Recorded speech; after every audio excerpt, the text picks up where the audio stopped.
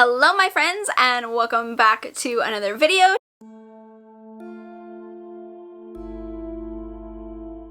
Today is going to be a reading vlog, but not just any reading vlog. If you do not know, I will let you know something about me right now. I do not listen to audiobooks, like at all. Ever. I would say about 95% I read physically, and then the other 5% is probably ebooks, but some months I read 100% just physically. I personally prefer reading books just myself and my eyes and my own head voice narrating the book. I just think it's the easiest for me. I also consider myself a fairly quick reader, so I don't need audiobooks to, I guess, speed up my reading pace. I don't mind reading at my normal pace just because I think I read fairly quickly anyways. So I'm just not a big audiobook listener. I have read audiobooks for school, like when I was in middle school and high school, and honestly, I just read ahead. I just read at my own pace because it was usually too slow for me. I know a bunch of people now, like with Libby and Scribd and Audible, you can increase the speed, which I will be doing in this vlog as well. But the point of this vlog is to kind of test out audiobooks. I'm going to be reading 3 books, and I'm kind of going to just test out audiobooks. I'm going to see how I feel just, you know, at normal speed, upping the speed. I'm going to try following along with the physical book. I'm going to try to do other things like coloring and playing games while I listen to the book. So I'm just going to test the waters a bit in this vlog and see if, I don't want to say that I will become a regular audiobook user. I just don't see that happening because personally I think I will just always prefer to read physically. But maybe if I can add one audiobook here and there into my reading month, I think that would be kind of cool. So that's what this vlog is. It's just going to be me trying to get acquainted with audiobooks and trying to find a way that works for me personally and see if I can just come to an understanding with audiobooks and try to open myself up to new things. So that is what this vlog is going to be about. I'm very nervous, very excited. Hopefully this is fun for you all. I hope it's entertaining to see me trying something that I don't ever really do. I think that's it for the intro. If you are excited, please give me a thumbs up right now or at the end of the video, whatever. I hope you're excited, and without further ado, let's get into the reading vlog.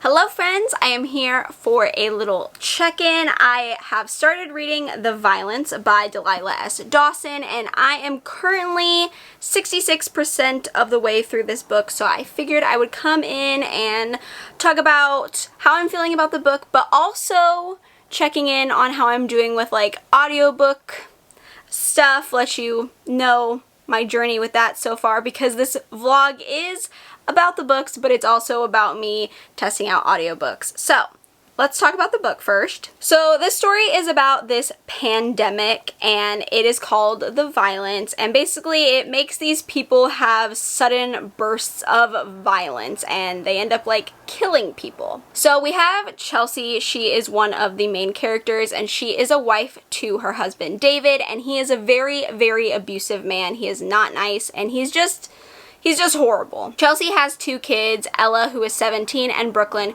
who is 5. She decides to use the violence as a way of getting away from her abusive husband. And also we get the perspective of Patricia, Chelsea's mom, who is basically very narcissistic. She's obsessed with money and status and image, and she's just not a very nice person. So in this book it alternates between Chelsea's perspective, Ella, the 17-year-old's perspective, and Patricia, the mom slash grandma's perspective. I'm not the biggest fan of pandemic books. I don't really care for them. They're not something that I typically gravitate towards.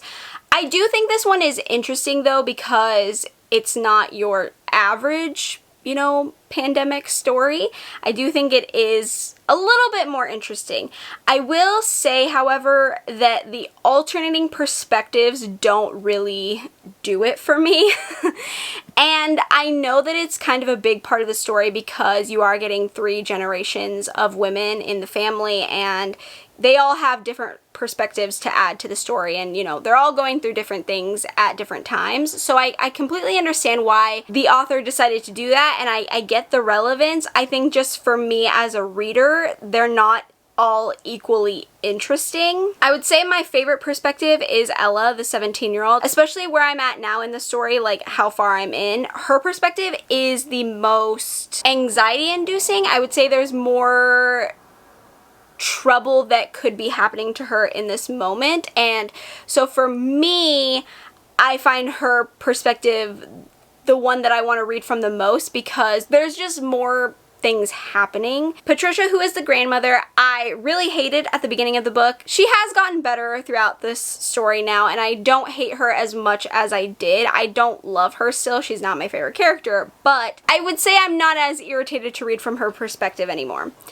Now, on the other hand, I would say Chelsea, the mom, she is my least favorite perspective, and honestly that has to do with where she's at and what's happening with her. I just think it's really weird. I think the direction that this book has taken is interestingly odd. I personally don't care for it. But yeah, Chelsea's perspective, what's going on with her right now, where she's at, what she's doing, which I can't get into, but it's just bizarre. I'm not a big fan of it. I think it's weird. So I'm just not that interested in her story at this moment in time because I just don't care what she's doing. So overall, I'm not saying that I hate the book. I just am not like loving it. I don't know. It's interesting. I think it's a unique take on a pandemic story, but I just don't think it's necessarily something that I would love or am loving.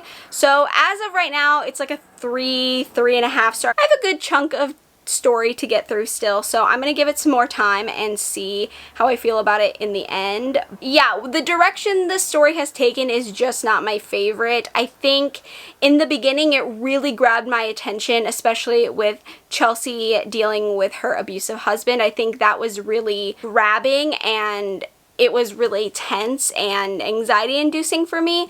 But then after that stuff happened, I would say the rest of the book has become less interesting to me. So as for the audiobook part, currently what I'm doing is following along. So I'm listening to the audiobook, but I'm just kind of reading along with it.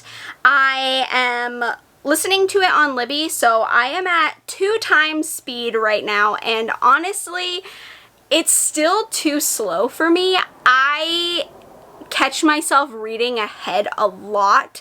It's taking a lot out of me to try and keep pace with the audio, and I'm trying really hard because I don't want to read ahead. I am trying to like give it my all and actually like not read physically.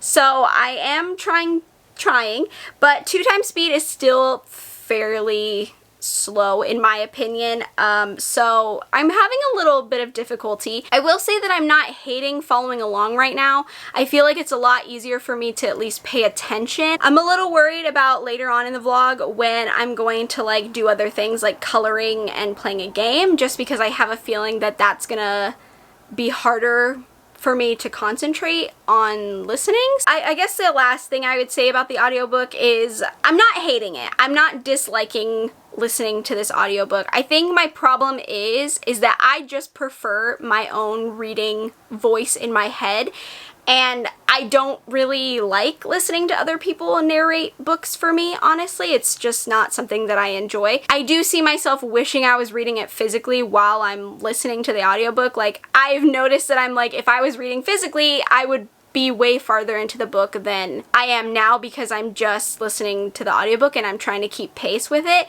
So it's a little frustrating, it's a little irritating. I'm not ready to like bash my head into a wall or anything like that, but it's not like I'm not having a great time. I can definitely tell my enjoyment level is down, more so than it usually is if I'm not loving a book. As of right now, that's where I'm at with this audiobook, but yeah, I'm gonna keep reading the violence, and when I finish it, I will come back and let you know my final thoughts about it. Hello friends, I am here for an update. I finished the violence yesterday, and so I'm here to tell you my final thoughts.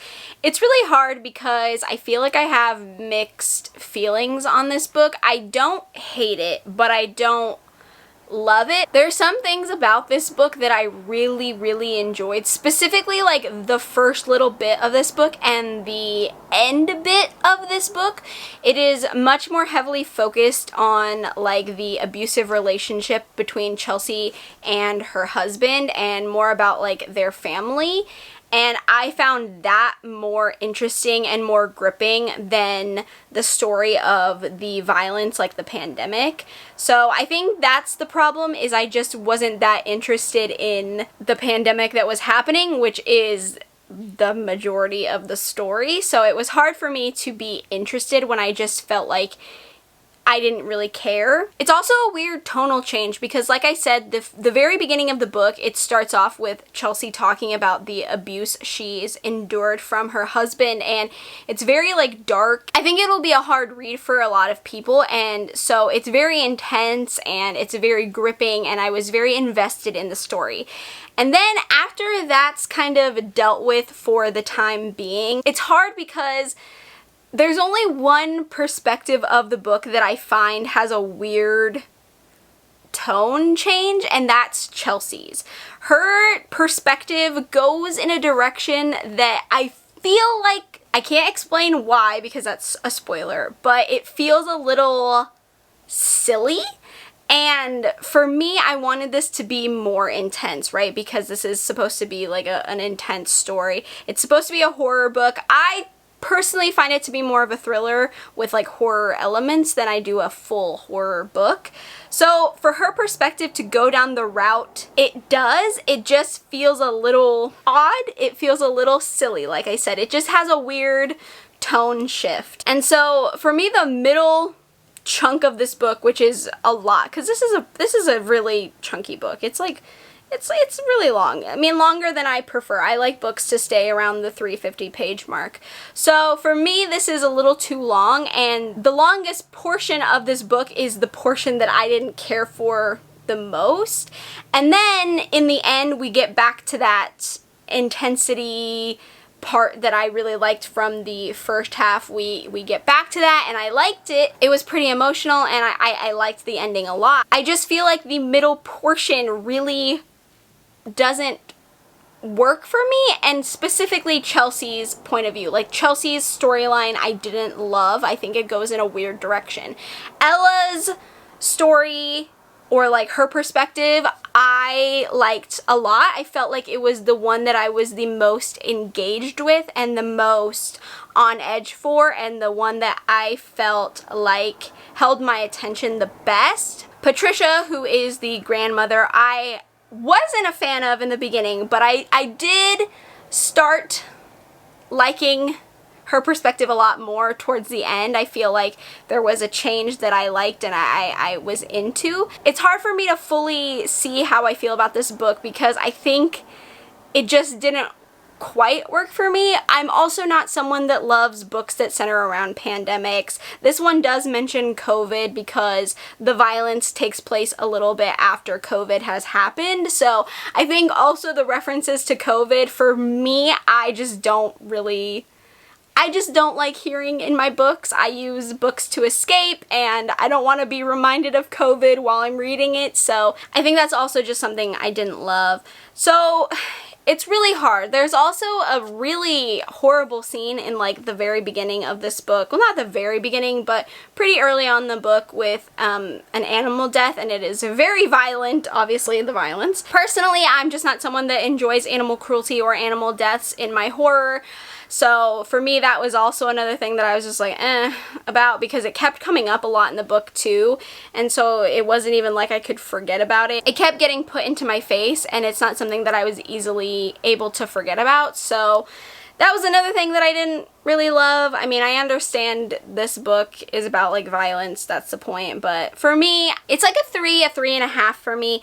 I didn't love it, I didn't hate it, it was okay. I don't think I'm the person that this book was like aimed towards, but I am glad I gave it a try. It's been on my shelves for a really long time, so I'm glad that I finally got it off and gave it a read. As for the audiobook part, I mean, I wasn't like super excited to read this one on audio. It was fine. I feel like it did slow me down a lot. I feel like I could have had the book finished much quicker had I not been listening to it on audio. Even though I was listening to it on 2x speed, it just wasn't fast enough for me. So, I mean, I didn't hate it. I did feel like following along with the audiobook helped me focus, so it wasn't the most enjoyable reading experience for me personally. So next, I'm moving on to Long Bright River by Liz Moore. I've already started this one. I'm not very far. I'm like 80 some pages in, so I'm barely into this book. I also was following along with the audiobook. However, I am going to switch gears now. Like I said, I want to try different things out. So I will be coloring while listening to this audiobook. I have two Junji Ito coloring books that Justin got me for Christmas last year, I think. This one is just a Junji Ito collection, and this one is an Uzumaki one. So I'm gonna try listening to the audiobook and coloring. This is the first time I'm gonna try doing something else while trying to listen. I'm a little bit nervous because I feel like this is where things are gonna get tricky for me personally. I don't know how well I'm going to get along with this, but I want to try it out, see what I can do. You know, I'm trying different things, so I am going to try and color for a bit while I read this book. I have sprints on Patreon here in like an hour or so. I will update you all when I have more to say about Long Bright River. I'm not that far in, so I don't even really know what the book's really about. We haven't really gotten to the meat of it, so I will update you once I'm farther along in the book and let you know how coloring is going.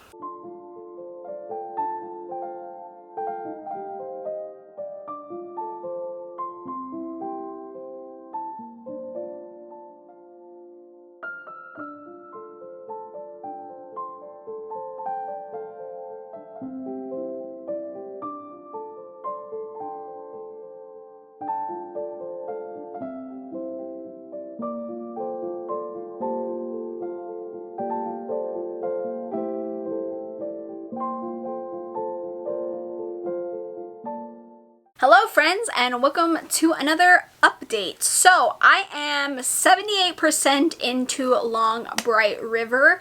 I would have updated sooner, but I didn't get a chance. So I have just gotten done filming for today. So I was filming videos, so that's why I actually look like, you know, presentable. That's why I actually have makeup on. Yeah, so let me talk about this book because I actually don't know how I feel about this yet.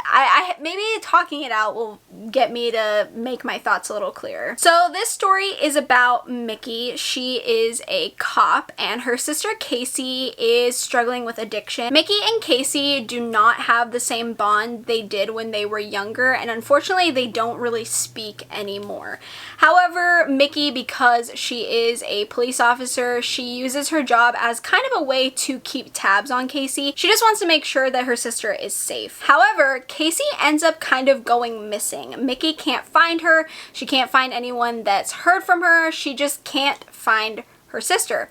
And then these murders start popping up around town, and Mickey gets really concerned. She wants to make sure that something bad hasn't happened to Casey. So the story is told in alternating timelines of then and now. So then is kind of focusing more on Casey and her addiction, and Mickey and how Mickey became a police officer and their relationship and how they grew up and just things that happened in the past. And the now chapters are obviously the present day chapters where Mickey is trying to locate her sister Casey and about the murder murders that are occurring. So this book obviously has a lot to do with addiction and how addiction affects a family and how it affects an individual and just life in general. It's a very interesting story. I wasn't quite sure I was going to like it because I'm not the biggest fan of detective books or books from the perspective of a cop or, you know, anything like that. I just don't really find them that intriguing. It's just not the perspective that I'm the most interested in stories usually. However, I really do like Mickey because this book is really more about Mickey and Casey than it is about Mickey being a cop. I mean, don't get me wrong, the fact that Mickey's job is a police officer is very relevant to the story and it does play its part, and especially now I feel like in the story it's much more relevant than it was, but I just feel like it's not the biggest part of the story. The story is more about addiction and sisterly bonds, especially imperfect sisterly bonds. I think from someone who is an only child, I don't have siblings, so books about siblings are kind of hard for me sometimes. I don't quite understand the bond of siblings sometimes. I think that's just a normal thing with only children. So sibling bonds are something that are very interesting to me. They're not something I can quite grasp all the way because I just will never know what that's like, but they are very interesting to me, and I do like books that have a focus on siblings. I would like books that have only children as the main character though. That would be very interesting because I feel like main characters are usually siblings and not only children. So I would like that. But that aside, I do like sibling relationships in books, especially ones that have, you know, tension between them, or when the siblings are estranged and it's more of a focus on like what happened, the why, and more about how one sibling is trying to not keep tabs on them because that sounds bad, but just protect them, I guess, in their own way. It's a very interesting topic in books for me personally, just because I don't have siblings. I do like how this book is written though. It almost feels literary, but not quite. You know how I feel about literary. It's not my favorite, but there's just something about the writing in this that has just that literary feel without being too literary. I haven't felt like this is a thriller the whole time though. It does feel a little bit more like a mystery more than it does a thriller. My opinion could change once I finish the book, but that's where I'm standing right now. Overall though, I am enjoying it. The characters are really interesting. I think the story is very interesting. I do have some theories going on up here, which we'll see if I'm right or not. Hopefully not, because I want to be surprised and I want to have some twists, so fingers crossed that this book surprises me in the end. But so far, I am enjoying it. I don't know how much, but we'll see. That's my update right now. As for the audiobook update, I'm sure you saw some clips. I did end up coloring for a good like 3 or 4 hours on my Patreon sprints yesterday while I was listening to this on audio. I think my biggest issue so far while listening to an audiobook while doing something else is that I have to lower the speed because I can't focus if it's too fast. Like, I won't be able to do both things. So I've been listening to it on 1x speed while I was coloring and like doing that. So it did make me feel like I was going a little bit slower than I would have liked, but I have gone back and forth between coloring and following along while listening to the audiobook. And I have to say, so far my favorite way to use an audiobook is to follow along with the physical copy. I just think it's easier for me. I just think it's the best way I focus. I also listened to the audiobook while I was in the shower, and I actually really enjoyed that. That was actually way more fun than I thought it was gonna be, and I might start doing that because usually I listen to music, but honestly that could be actually really helpful when I'm showering to actually just keep reading. That's actually something that I might consider doing after this vlog is over. But yeah, the coloring went okay. I feel like it was a little hard at first to get the hang of doing something else while trying to listen, but I feel like I got the hang of it. I will come back when I finish Long Bright River and I will discuss it a little bit more with you and hopefully tell you my overall thoughts. So I will see you when I'm finished. Hello my friends, and welcome to another check-in. Just before we get into talking about the books, in case you're wondering what's all over my hand and if my eyes look a little bit pinker than normal, it is eyeshadow. I had some pink eyeshadow on my hand, well, purple and pink. I had some on my hand and my eyes, and when I took it off it like stained. So I'm not like dying or something, I just have like eyeshadow residue still on my skin. So I finished Long Bright River yesterday and I'm actually really impressed. I didn't expect to like this one as much because it is kind of a longer thriller. It's a slow burn, which we know is kind of hit or miss with me. I like sometimes a slow burn and sometimes I just can't stand it, so I wasn't sure how I was gonna like it. I did say in my last update that I do feel like this is more of like a mystery than it is a thriller. I do still stand by that assessment. I feel like it's more of a mystery drama than it is like a full-on thriller, which I'm not super mad about because I did end up liking it overall. So I'm not mad that it's not like super thriller heavy. I feel like it still was really well executed. I really liked the twists. I did not expect either of them actually. I was super shocked because you know that I have like a really big issue with my brain theorizing and wandering while I'm reading, especially with thrillers. I feel like my brain kind of wanders while I'm reading and I start like trying to put together pieces of the puzzle, and it's kind of frustrating because it kind of ruins my enjoyment, especially if I start guessing things correctly. So I'm actually so shocked that I did not get either twist in this book. I feel like the author kind of led me astray on purpose. I feel like the author was trying to disguise the twists, which sometimes it works and sometimes it doesn't, but I have to say it really did work in this one, and I wasn't expecting the twists at all. I wasn't paying attention, I didn't see them coming, and I'm super pleasantly surprised. Also surprised that this is a book following the perspective of a police officer. That is also usually something I do not enjoy. I don't know why, I just feel like the perspective of the police officer or the cops or the detectives or whatever, I feel like that's just not the perspective that I'm usually interested in.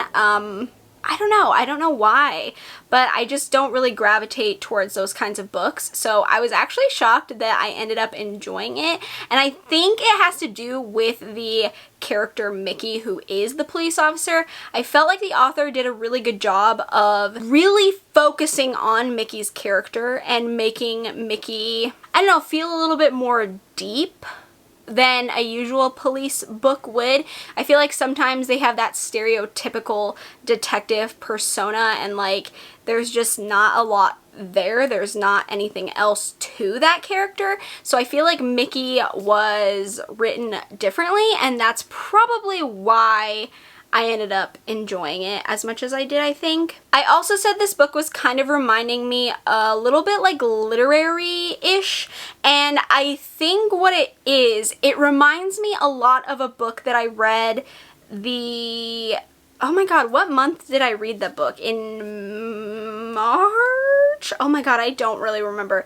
But it was Before You Knew My Name by Jacqueline Bublitz. I feel like that book also is like a mystery thriller. I personally feel like it's more of a mystery, just like this one, and I feel like it has that same kind of writing. It's not like super literary, but it has like a lyrical kind of feel to it, and I feel like they have that in common, and maybe that's also why I enjoyed this one, because it kind of reminded me of Before You Knew My Name. I also liked the additions of addiction and sibling relationships in this book. I feel like it was really well done, and it didn't really downplay anything. I feel like it was a really realistic look, and I enjoyed that because I like my books, even my thriller books, to be more realistic and, you know, keep keep to that side of things. So I also think that's why I enjoyed this one. But overall, yeah, I enjoyed it a lot. I'd say I'd give it like a 4, maybe a 4.5. I don't think it's perfect, especially because it's kind of slow,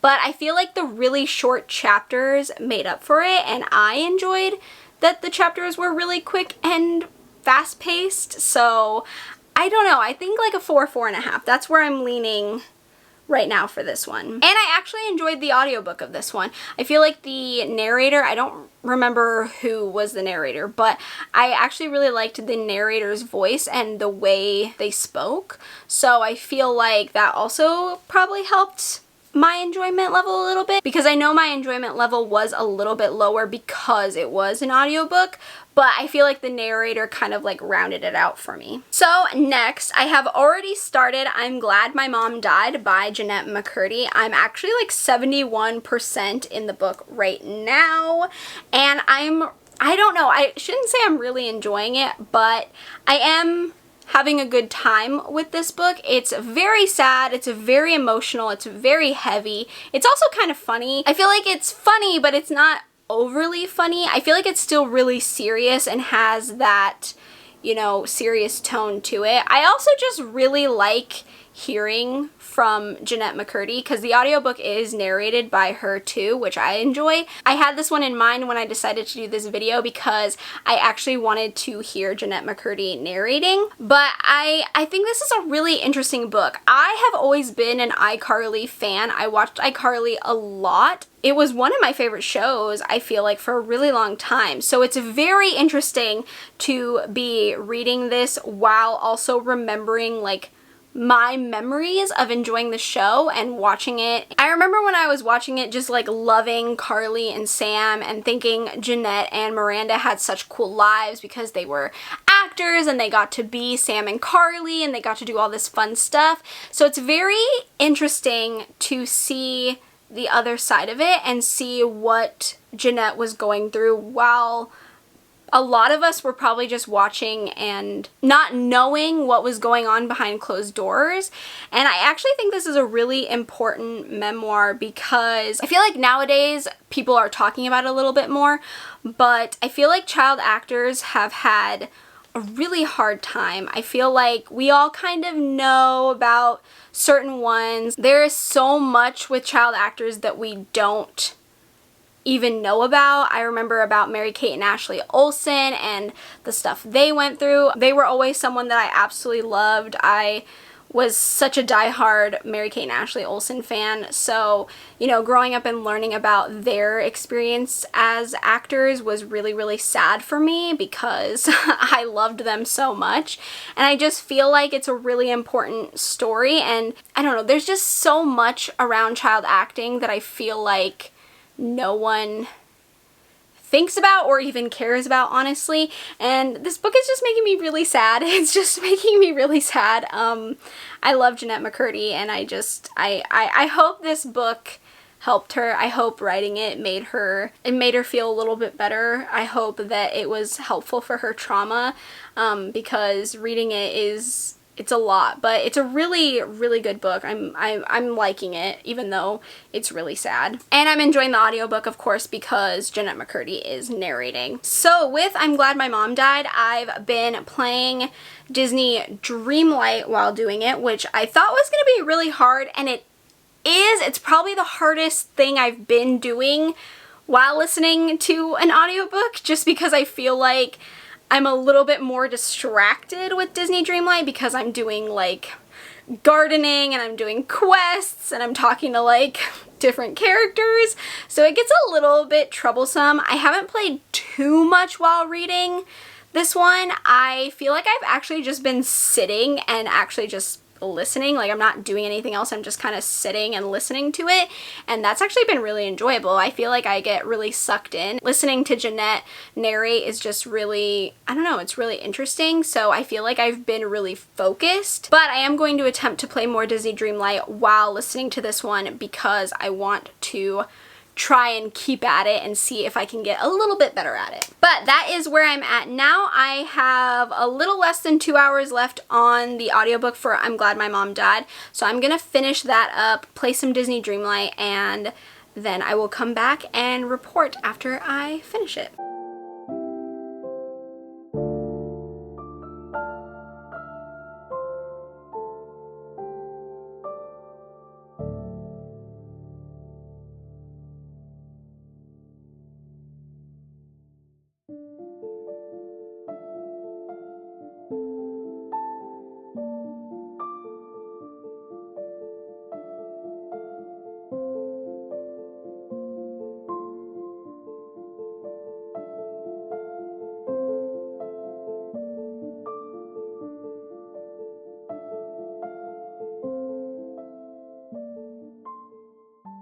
Hello friends, and welcome to the last check-in for this vlog. I have finished I'm Glad My Mom Died by Jennette McCurdy, and I really enjoyed my time reading this one.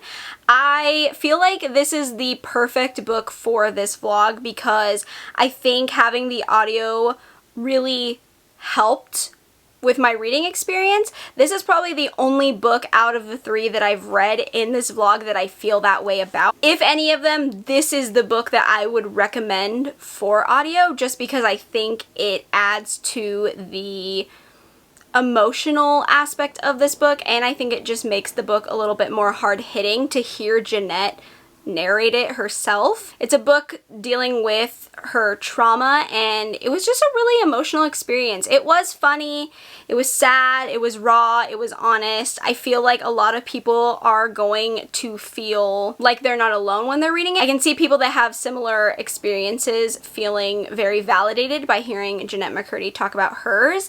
I really loved Jennette talking about her friendship with Miranda. I actually thought that was really sweet. Of course, there was a lot of emotional stuff in the book, and I feel like it's a very heavy book, but that being said, I really liked it and I really enjoyed it, especially from someone like me who doesn't read memoirs or nonfiction ever. I don't ever read nonfiction unless it's like a true crime book, but I haven't read true crime in years at this point, so this is kind of a surprising book. I feel like it's surprising and not surprising. I've heard really good things about it, so I'm not surprised I enjoyed it because everyone talks about it. So it makes sense, but I guess it's just surprising to me because it's something that I don't typically ever gravitate towards. I don't know how to rate memoirs or nonfiction really, so I'm probably gonna give this 5 stars because I don't really have any criticisms of it, and I think it was just really well done, and it was a great read, and I feel like a lot of people would enjoy this. So I can't imagine giving it any less than 5 stars. I also just don't really know how to rate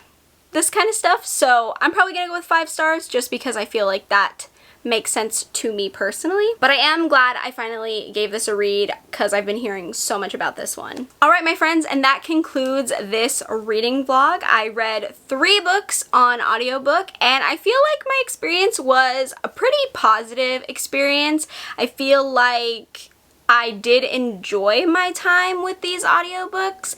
I can't say for sure that I will become an audiobook listener. To me, it feels like a very rare, once in a while kind of thing. I can't imagine doing this all the time because this is just not the way I prefer to read. I do feel like it was harder for me to concentrate. I do feel like my enjoyment level was pretty low compared to when I read physically, and I just feel like I read a lot slower. I feel like it took me a really long time to read these 3 books when in reality I could have read them much quicker physically. I can't imagine myself reaching for audiobooks like on a day-to-day basis, even a week-to-week, maybe once a month if I can, you know, make time for it.